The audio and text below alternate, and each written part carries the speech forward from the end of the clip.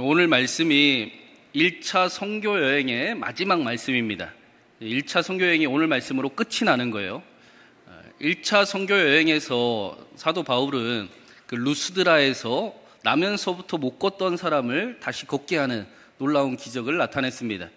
마치 그 사도들이 오순절 성령의 임재를 경험하고 가장 먼저 나타내던 기적과 똑같습니다. 사도행전 3장에 베드로와 요한이 성전에 올라가다가 나면서부터 못 걷던 사람을 다시 일어나게 했습니다. 그 일이 지금 사도행전의 1차 선교여행에 바울에게 나타나고 있음을 우리에게 보여주는 겁니다. 하나님께서 바울을 쓰고 계심을 보여주는 겁니다. 그래서 이제부터는 사도행전의 주인공이 베드로인 것 같았는데 바울이 주역의 역할을 감당을 하게 됩니다. 이제부터는 실제로 바울의 이야기가 중심이 됩니다. 바울의 이야기를 중심으로 사도행전이 그려져 나아갑니다. 하나님께서 바울이 예수님을 어떻게 믿었고 또 예수님을 믿은 바울이 어떻게 하나님을 경험하며 살아갔는가를 우리가 보게 될 것입니다. 우리는 그 일을 계속해서 그 사도행전을 우리가 배우게 될 것입니다.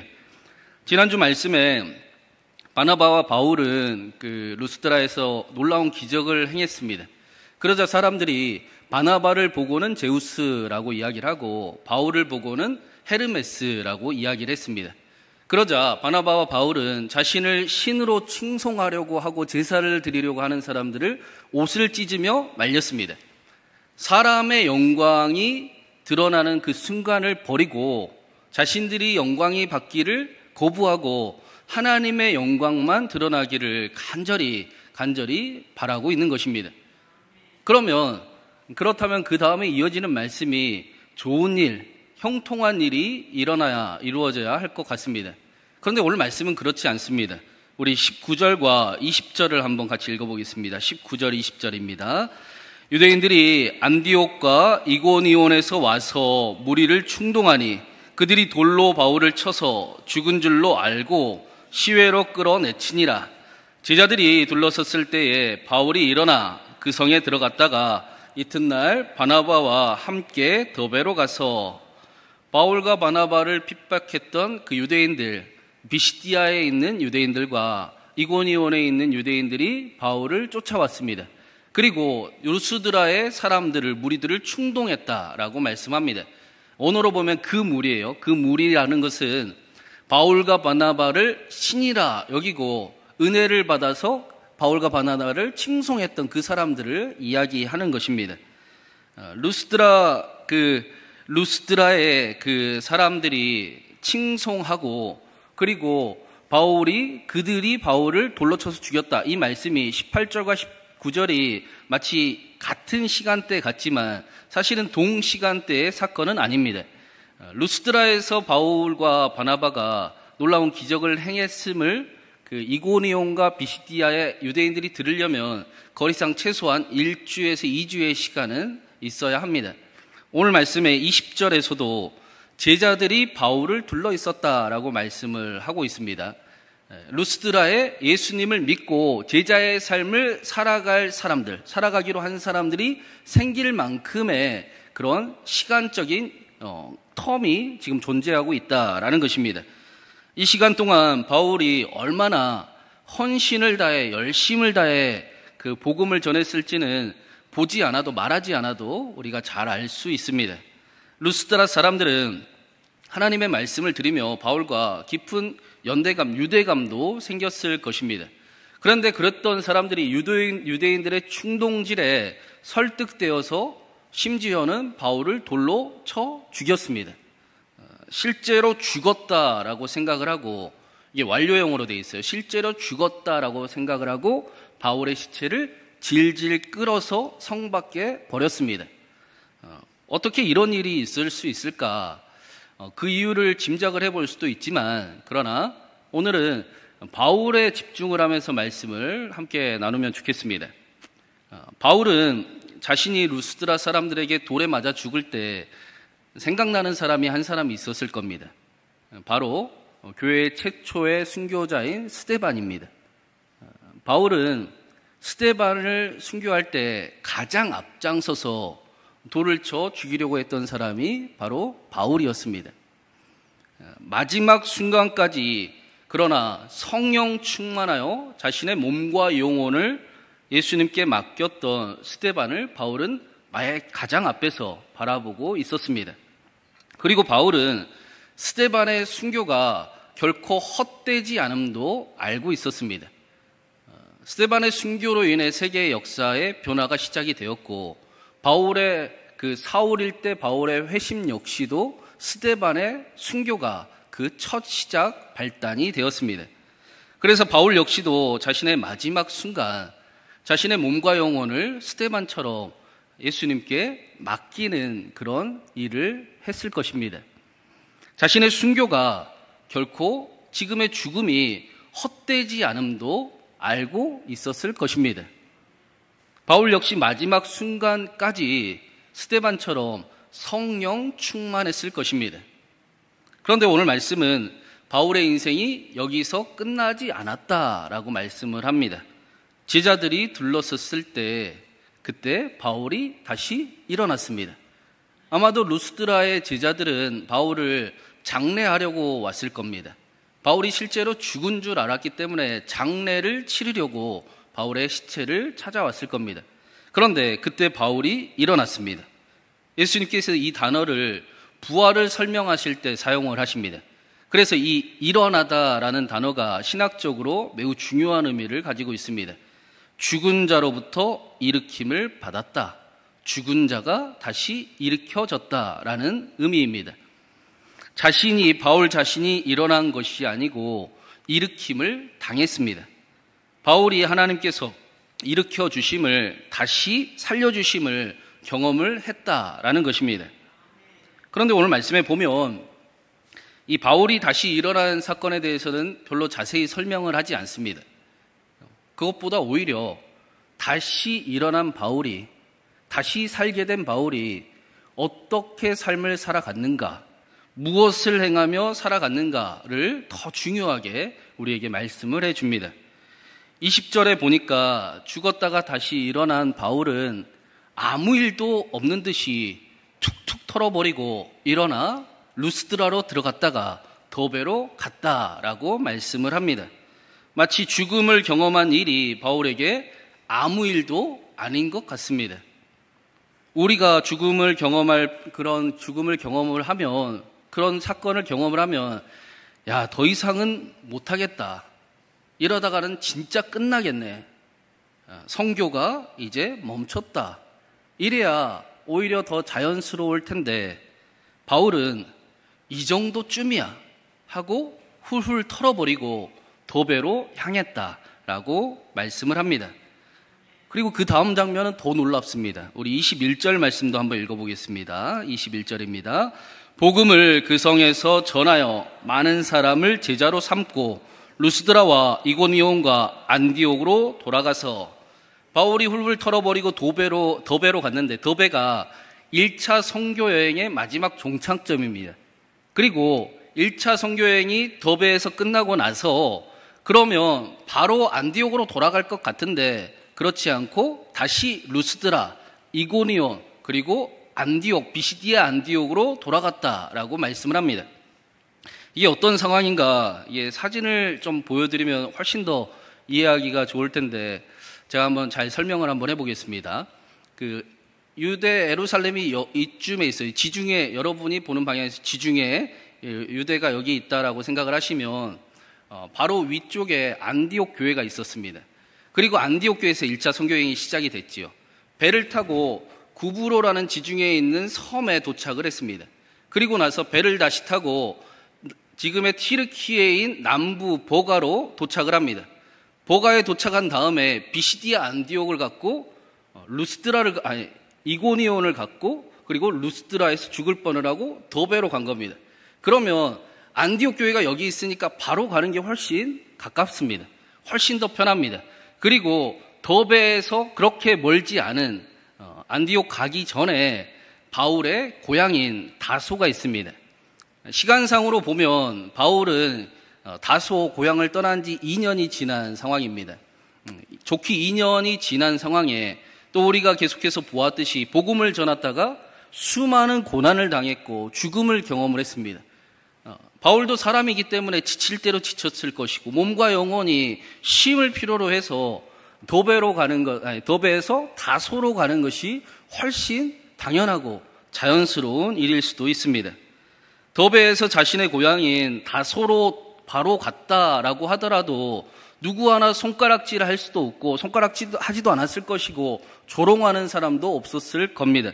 오히려 그 길이 더 안디옥 교회로 돌아가기에는 쉽고 빠른 길이었습니다. 그런데 바울은 집으로 가지 않았다라고 말씀을 합니다. 오히려 반대로 자신을 죽이려고 했던 곳, 자신을 핍박을 했던 곳, 자신이 도망치게 했던 곳, 그곳으로, 그 사람들이 있는 곳으로 바울은 다시 돌아갔다라고 말씀을 합니다. 자신이 1차 선교 여행을 하면서 복음을 전했던 그곳으로 그대로 다시 방문하여 교회에는 제대로 서 있는지, 그들이 믿음을 잘 유지하고 있는지, 하나님의 나라가 여전히 일하고 있는지, 세워지고 있는지를 염려하고 걱정해서 그곳으로 돌아갔다라는 겁니다. 바울이 이렇게 했던 이유가 22절에 나옵니다. 우리 22절도 한번 읽어보겠습니다.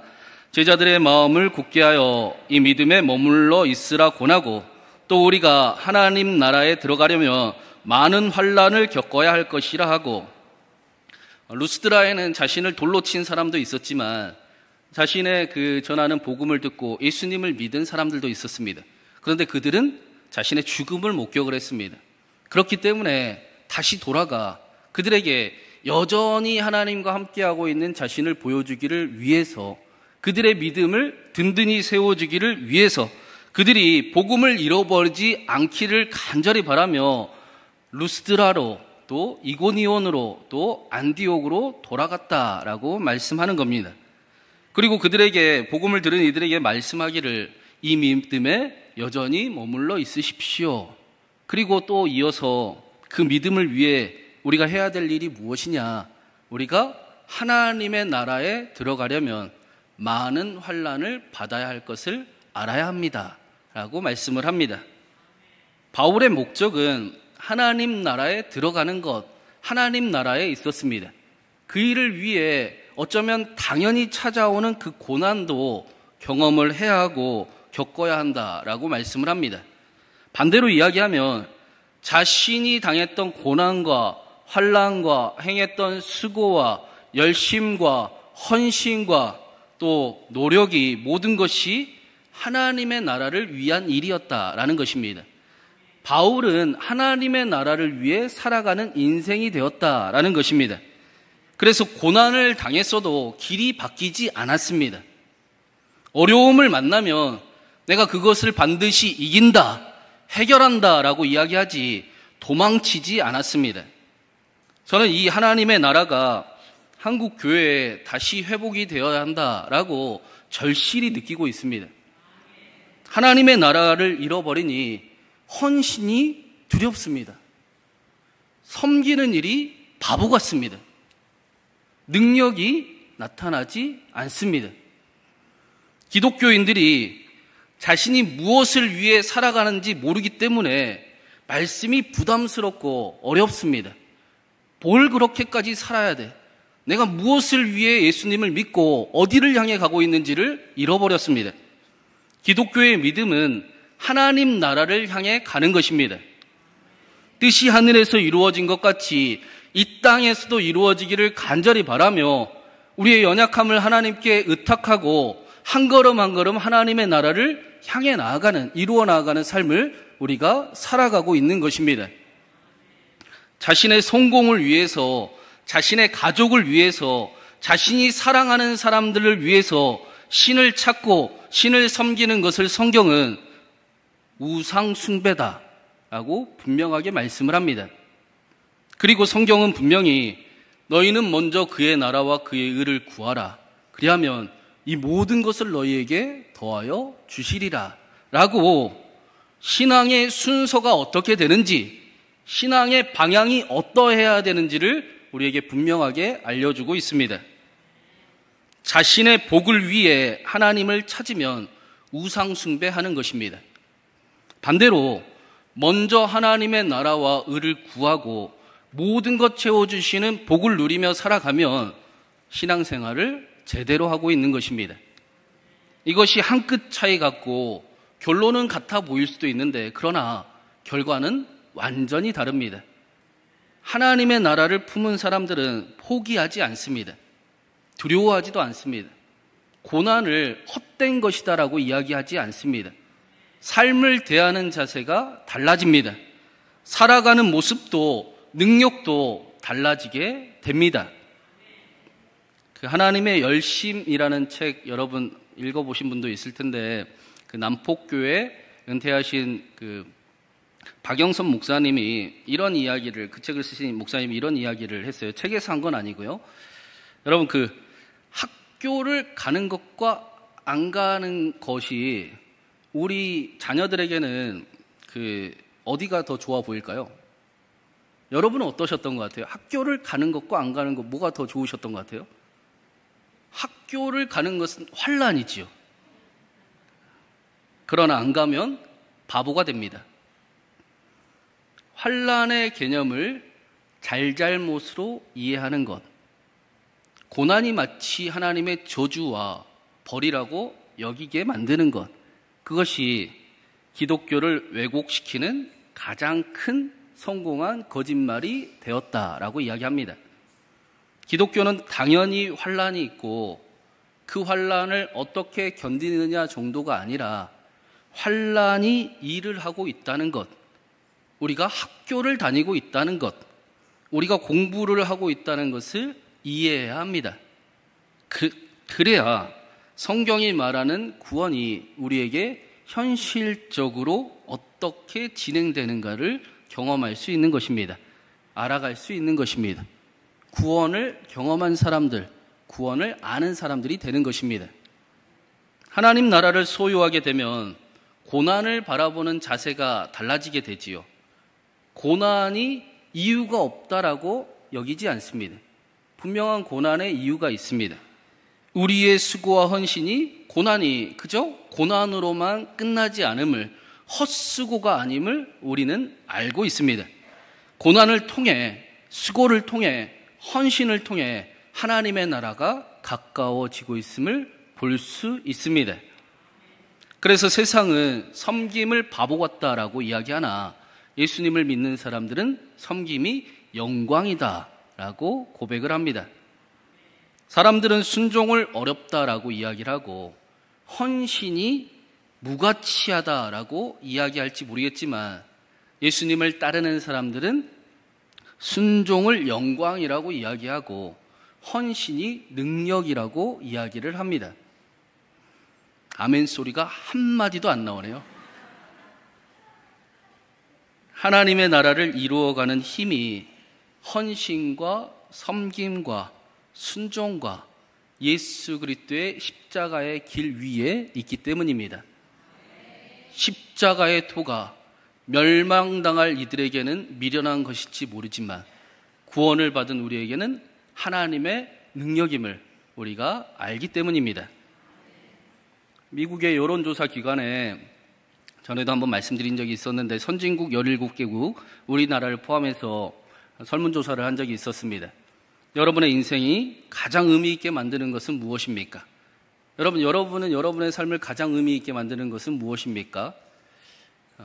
14개국이 공통적으로 1위가 가족, 또 자녀, 아이들을 가장 중요하게 여겼습니다. 다음 세대를 키우는 것을 소중하게 여겼습니다. 그런데 가족을 1위로 뽑지 않은 나라가 3개국이 있었어요. 스페인이 1위가 건강, 대만이 1위가 사회 공동체, 그리고 한국의 1위는 돈. 한국 사람들이 가장 소중하게 중요하게 여기는 것이 성공, 물질적 안정, 그래서 빠른 은퇴라고 이야기를 합니다. 삶의 가치가 사라져 버렸습니다. 모든 것의 가치가 돈으로 변해버린 시대를 우리가 살아가고 있습니다. 그래서 아픕니다. 그래서 힘듭니다. 자살률이 세계 1위이고 출산율이 세계 꼴등입니다. 5,000년의 역사를 가진 우리나라가 세계에서 가장 먼저 사라져버릴 민족 1위가 되어 버렸습니다. 그런데도 여전히 1위는 돈입니다. 그렇다면 우리나라의 이 무너져버린 가치를 여러분 다시 회복시켜야 하지 않겠습니까? 이 나라의 아픔과 고통을 회복시키는 곳이 교회가 되어야 하지 않겠습니까? 교회가 다시 하나님의 나라를 회복해야 하지 않겠습니까? 예수님을 믿는 성도들이 다시 하나님의 나라를 꿈꿔야 하지 않겠습니까? 섬김이 능력이다. 헌신이 가치가 있다. 낮아짐이 영광이다. 그렇게 말하고 살아가야 하지 않겠습니까? 21세기에 태어난 그 예수라고 불리는 박누가 선교사님이라는 분이 계세요. 이 선교사님이 1989년부터 필리핀 오지에 들어가셔서 돌아가신 2012년까지 30년 동안 무료로 필리핀 오지에서 환자들을 치료를 해주시다가 하나님께로 돌아가게 됩니다. 이 선교사님 이야기가 2019년에 좀 한 5년 됐는데 2019년에 아픔만큼 사랑한다라는 제목으로 영화가 개봉이 됐습니다. 명절에 혹시 시간이 되시면 한번 보셔도 좋을 것 같습니다. 박누가 의사 선생님의 이야기로 인간극장에서 2012년에 처음 방영이 됐었어요. 한국의 슈바이처다. 세상 사람들에게도 삶으로 보여준 예수님이 여기 있다라고 소개가 됐습니다. 1989년에 의료 선교를 시작을 한 선교사님은 1992년 3년 뒤에 췌장암에 걸리게 됩니다. 그때부터 시작해서 위암 말기에 걸리고 당뇨에 걸리고 온몸이 성치 않는 시한부 인생을 그때부터 살아가게 됩니다. 그런데 여전히 30년을 선교를 감당을 하셨습니다.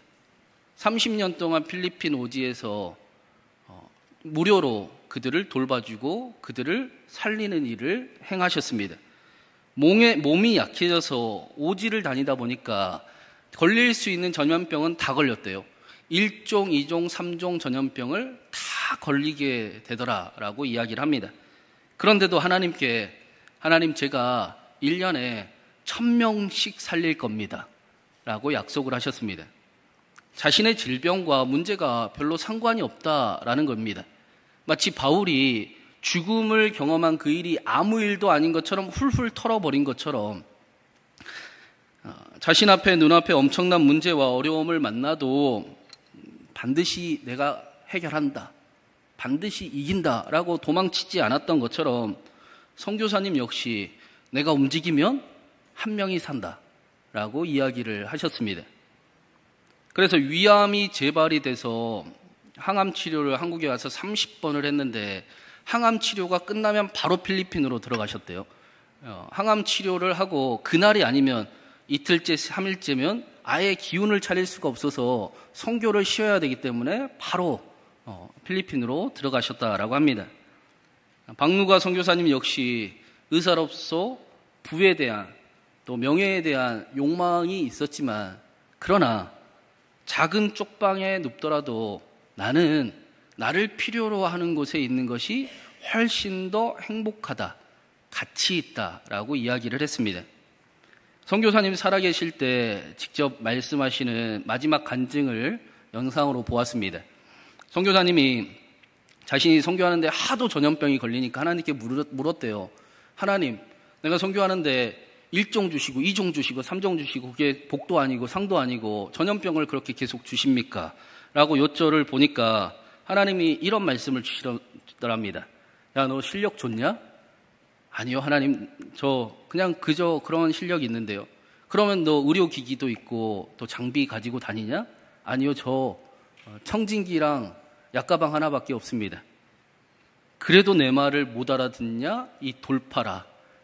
선교사님이 깜짝 놀라니까 네가 아파봐야 네가 아파 봄으로써 너는 청진기밖에 없고 장비도 없는데 네가 오진을 하지 않고 안 아파보면 어떻게 환자를 치료할 수 있겠냐라는 마음을 이렇게 말씀을 주시더래요. 그리고 선교사님이 자랑을 해요. 30년 동안 오진이 한 명도 없었습니다. 한 사람도 죽은 사람이 없었습니다. 30년 동안 전부 아파왔기 때문에 오진이 없었다라고 이야기를 합니다. 그리고 선교사님이 마지막으로 이런 말씀을 하십니다. 여러분, 오래 살고 싶으시면 봉사하십시오. 더 오래 살고 싶으시면 선교하십시오. 이런 표현이 될지 모르겠지만 그 경상도 사투리인가 봐요. 그 의미를 해석을 하면 벽에 똥칠할 때까지 살고 싶으시면 사역을 하십시오. 제 얘기는 아니에요. 네. 누가 선교사님과 바울은 예수님께서 너희는 먼저 그의 나라와 그의 의를 구하라. 그리하면 이 모든 것을 너희에게 더하여 주시리라. 그 말씀이 정말 사실인 것을 경험하며 살아갔던 것입니다. 바울은 이것을 내게 능력 주시는 자 안에서, 우리 같이 고백하겠습니다. 내가 모든 것을 할 수 있느니라. 내게 능력 주시는 자 안에서 내가 모든 것을 할 수 있느니라. 사랑하는 여러분, 저는 우리 신광교회가 다시 하나님의 나라를 회복할 수 있기를 바랍니다. 여러분, 어디를 향해 가고 계십니까? 하나님의 나라가 여러분 안에 성령 충만하여 날마다 더 가득하기를 바랍니다. 그래서 고난이 있고 환난이 있지요. 삶을 살아가는데, 이 어려운 세대를 살아가는데 어찌 어려움이 없겠습니까? 그러나 이것쯤이야 훌훌 털어버리고 내가 반드시 이긴다, 내가 반드시 해결한다, 도망치지 않고 그 일을 이뤄 나아가는 저와 여러분 되기를 간절히 바랍니다. 가치를 잃어버린 이 세대에 하나님을 우상 숭배하듯이 섬기는 기독교 앞에서 다시 십자가의 도가 능력이라, 헌신이, 섬김이, 낮아짐이, 영광이라 말하는 저와 여러분 되기를 간절히 바랍니다. 하나님 나라를 향해 나아가는 저와 여러분의 삶 속에 하나님께서 하나님을 사랑하는 저와 여러분에게 다시 힘도 주시고 일으켜 주시고 모든 것 채워주셔서 그 꿈 이루게 하시길 주님의 이름으로 축원합니다.